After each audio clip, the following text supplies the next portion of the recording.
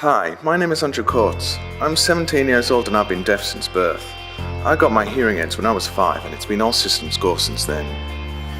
With being deaf, I've received support throughout my life, but not much, as I've been quite lucky to not need it. My life has been quite uneventful, but still unique because of my deafness.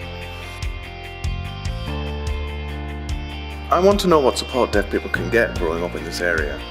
So on the 5th of December, I spent some time at the Hearing Impaired Service headquarters in Winniebanks, Middlesbrough. I looked around the place and sat down with a few people to learn more about what's available in this area. First, I spoke to Kirsty Sonya, head of the Hearing Impaired Service. What area does the Hearing Impaired Service cover? We cover 4 local authorities, so that's Middlesbrough, Stockton-on-Tees, Redcar and Cleveland and Hartlepool. How many people do you provide support for? We support children from the age of 0 to 25, and that ranges from children with unilateral hearing loss, mild hearing losses, up to profound hearing losses. How many teachers of the deaf are employed to support children in the area? In our team, we've got, there are 10 teachers, some of them are part-time, and they work across the 4 different authorities. There are also some teachers that work at Sunnyside Academy and at the King's Academy, where there's enhanced provision for deaf children. So aside from teachers of the deaf, what are the other services that you provide? As well as the Teacher of the Deaf support, we have Kelvin, who's our technician, and he helps us in terms of supplying and maintaining equipment that children use in schools. We also provide BSL tuition for parents of preschool children and some children in schools. That's from a local company. We have a profoundly deaf lady that comes in who's a qualified tutor and she teaches BSL. We also arrange family events. So in a couple of weeks' time we've got our Christmas party, which is always well attended. Do you think there will be further advances in technology in the future that will enable audiologists to cure deafness, for want of a better word?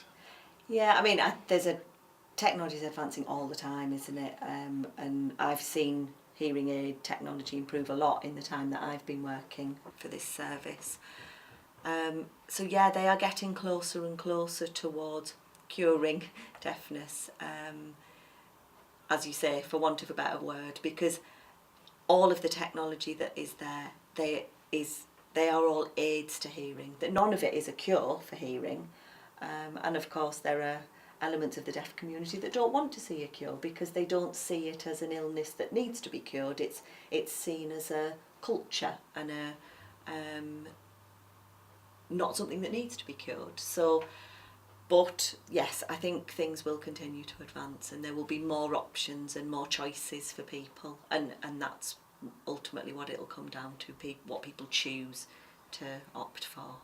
Then I spoke to Kelvin Meredith Smith, the sole technician for the Hearing Impaired Service. Do you think that technology will advance in the future to be able to, quote, cure deafness? But I'm deaf, but I can't deny that will happen when things impossible. But all the different technology improves every day, so that's the only way we can get. Do you think there should be technology to cure it, or do you think it should be left alone? For my deaf, I'm deaf, who I am, what I am. I don't want to be changed who I am, because if I change, I'm a different person, if you know what I mean. And finally, I spoke to Louise Ellison, a teacher of the deaf. What does a teacher of the deaf do? Okay, so we have many roles.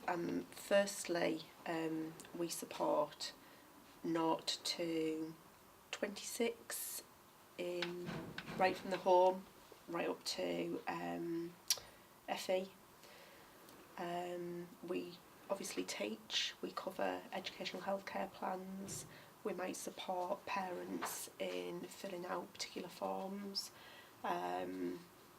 So our role is wide and varied really on a day-to-day basis. Do you think it it's better to include deaf children in mainstream education, which has obviously been the standard for the past 10 or so years, or like to include them in deaf schools, which was previously the norm? I think it's important to have both options really, because every student is an individual, and what might be right for one student might not be right for another, and certainly that might change throughout their lives as well. So I think the option should be there for parents and students to choose what particular route they feel would benefit them. If technology advanced so much in the future that we could cure deafness, how would that affect the service, and how would that affect your role as a teacher of the deaf? First of all, if there was a cure, I don't think that everybody would take that up because of cultural beliefs, and you know, they just might not want that. It might involve invasive surgery, and some people are very scared of that. For some people, they might take that up. However, it wouldn't be done immediately. It wouldn't necessarily be done as soon as they were born. So we potentially would still have work to do there. Now, I want to know what life has been like for the deaf people across the country. Have they had the same experiences as I have, or have they had different experiences? So I joined a deaf-orientated Facebook group to learn more about their experiences.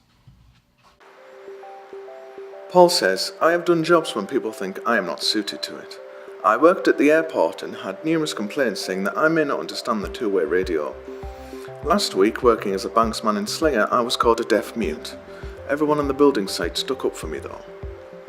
Janine says, my hearing has been decreasing since my late 20s. As someone with partial hearing loss, I have been ridiculed by both the hearing and totally deaf.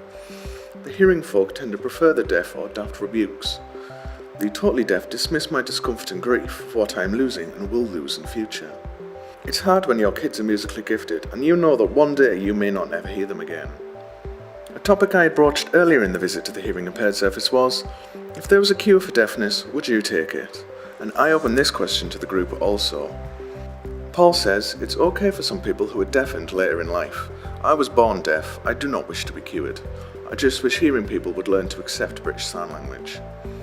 Leanne says, 100% I would snatch it with both hands and never look back. My hearing has and still does hold me back with so many things in my life. I haven't fulfilled my career ambitions and potential, and I know that had I not had such severe hearing loss, I would have. Caroline says, I would fully support a cure for deafness that people can choose to opt for.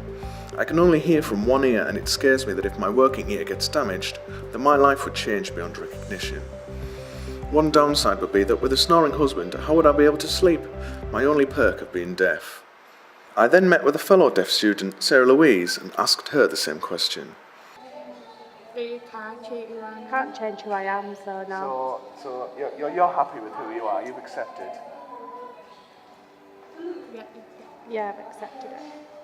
Having asked other people this question, I began to wonder what my answer would be. I sat down with Amy Archer to get asked about my experiences throughout life with deafness. So do you feel like being deaf has had an adverse effect on your life, on your childhood?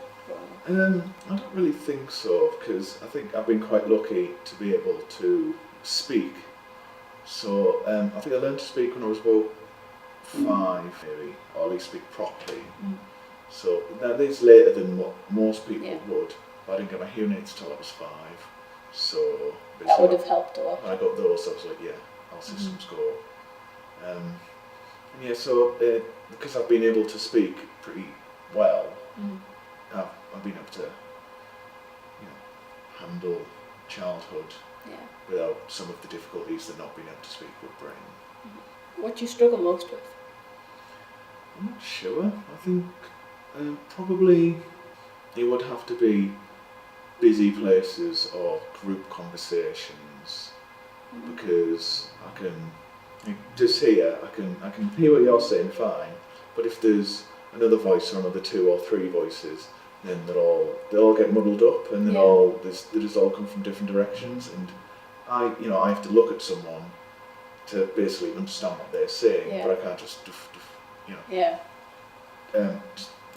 continually move between the different groups to look at what they're saying and understand it properly. And obviously in busy places, there's all the noise, and that'll impact on how well I can hear someone just in front of me as well.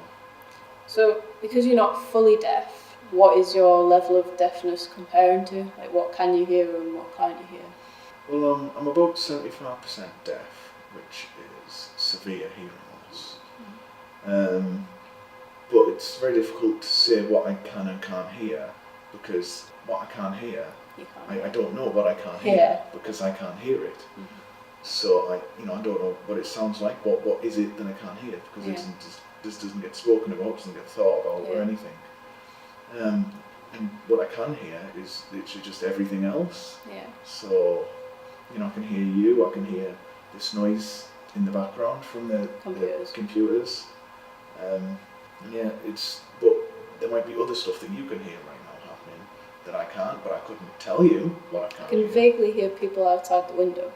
I can't hear that. You can't hear that. So, but because obviously I couldn't hear it, I couldn't point out that I You couldn't hear couldn't tell you that it was because there. it was just not happening. Yeah. I think at the end of the day, I wouldn't take the cure. But that's not to say I can't see why people would, because deafness can impact someone's life negatively. But it can also be a form of personal identity.